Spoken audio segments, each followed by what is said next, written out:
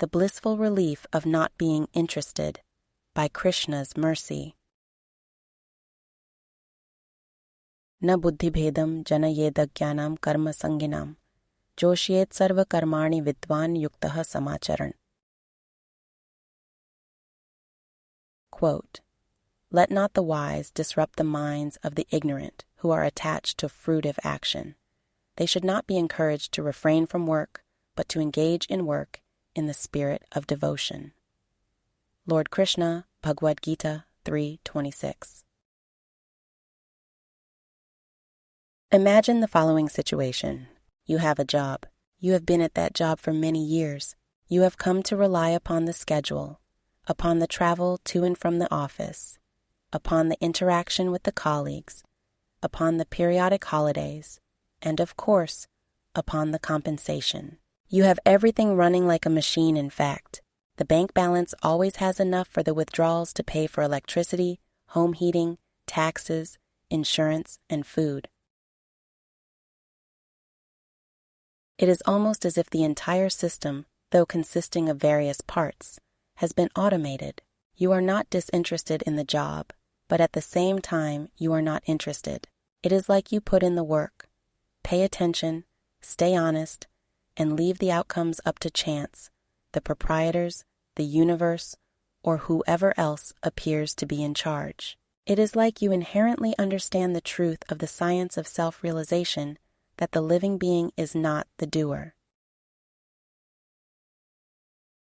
Prakriteha kriyamanani gunaiha karmani sarvashah ahankar vimudhatma kartaham iti manyate. Quote, the bewildered spirit soul, under the influence of the three modes of material nature, thinks himself to be the doer of activities, which are in actuality carried out by nature. Lord Krishna, Bhagavad-gita 3:27. This dedication to routine, this matter-of-fact way of living, bewilders some of your friends and relatives. They periodically ask what you have done recently. What new things have you taken up? What adventures have you sought? To what places have you traveled?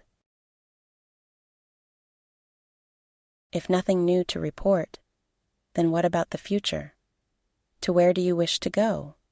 What excites you? What is the reason for getting up in the morning? What is on the horizon in the short term of 6 months to a year? The truth is that you are not interested. You are completely fine with things as they are. You are happy to have an occupation. You are not necessarily attached to it, but you are not lazy either. Through many years of experience, you have merely come to notice the pattern that people are always coming and going. Experiences are happening.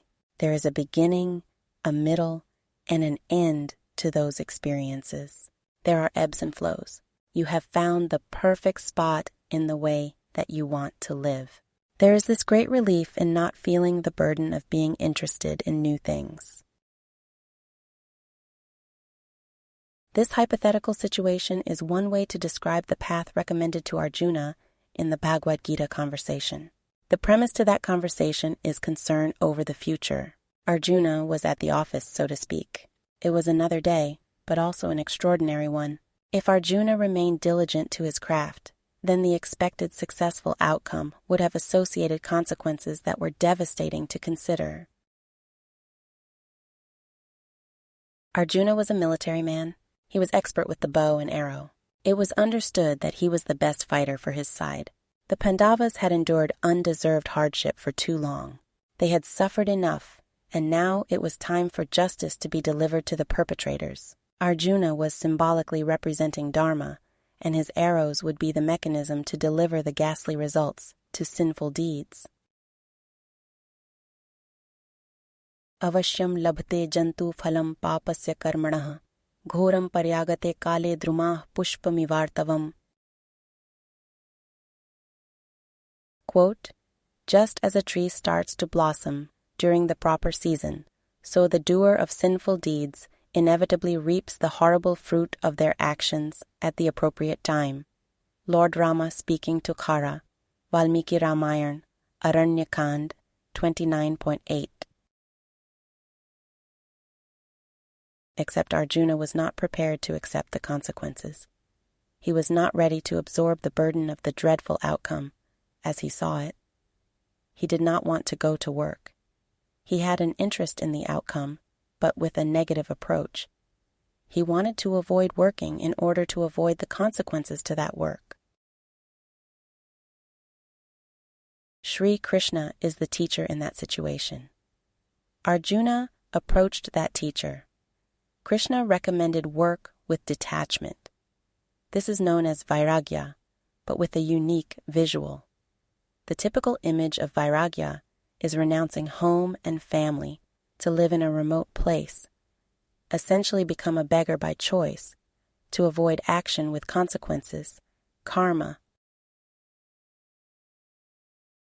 Krishna revealed the science to vairagya.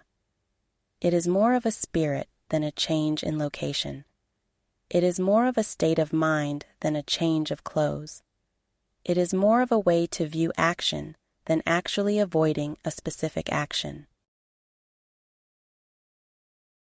Mai sarvani karmani sannyasyaadhyatma chetasa nirashir nirmamo bhutva yudhyasva vigatajvara.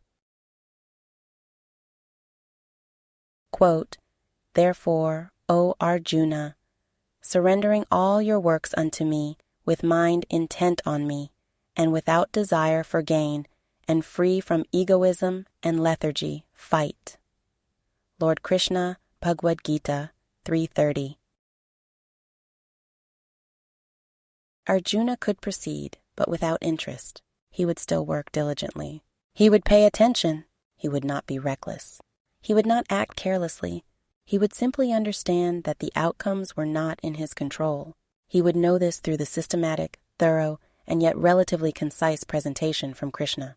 The conversation between the two is now celebrated as Bhagavad-gita, and the instruction to work with detachment is like the one shloka most commonly identified with Bhagavad-gita. Karmanya evadhikaraste ma phaleshu kadachan ma karma phal heturbhur ma te sangostu akarmani. Quote, You have a right to perform your prescribed duty, but you are not entitled to the fruits of action.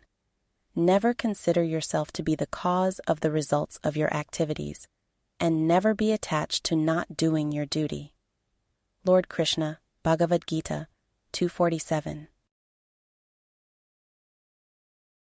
The rationalization is not difficult to understand. The elderly tend to hold a similar view of the work they follow. This is based on experience gathered over an entire lifetime. Bhagavad-gita explains the science behind such a decision, with knowledge extending further out to beyond this lifetime. There is justification to this vairagya, as work itself can merge into transcendence when there is knowledge of the material universe, its source, and the one person ultimately overseeing everything. Gat sangasya muktasya jnanavasthita chetasah yagyayachartah karma samagram praviliyate.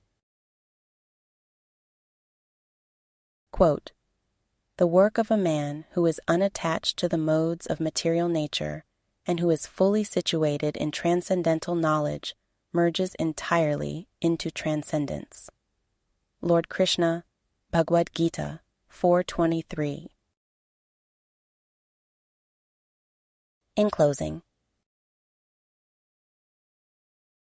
not interested in the new, traveling or experiencing too. Fine with how things currently are, steady though end not that far, working but with detachment in mind, fine with whatever outcome to find. Gita, this spirit vairagya to call, work and know, he overseeing all.